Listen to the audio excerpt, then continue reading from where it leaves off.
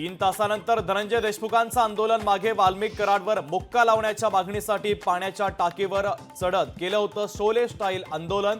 जरांगे पाटील यांच्या मनधरणीनंतर आंदोलन मागे. मुख्यमंत्री डबल गेम खेळतायत. एकीकडे न्याय देण्याची भाषा, दुसरीकडे खंडणीखोराला सांभाळतायत. जरांगेंचा फडणवीसांवर घणाघात.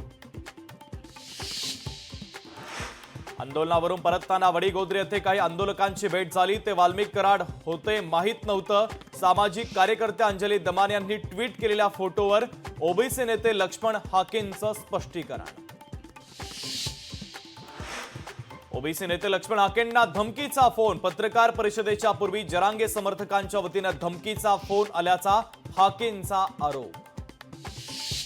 उद्धव ठाकरेंना दगाबाज म्हणणं हा बाळासाहेब ठाकरेंचा अपमान. खासदार संजय राऊतांचा अमित शहांवर पलटवार. पृथ्वीराज चव्हाण काँग्रेसचे प्रदेश अध्यक्ष होण्याची शक्यता. काँग्रेस हायकमांडकडून ग्रीन सिग्नल. सूत्रांची माहिती. बुलढाण्यामध्ये आज वैद्यकीय संशोधनाचं पथक तपासणीसाठी दाखल होणार. शेगाव तालुक्याच्या 11 गावातील केस गळतीचं कारण शोधणार. टक्कल पडणाऱ्या नागरिकांची संख्या आता 139 वर.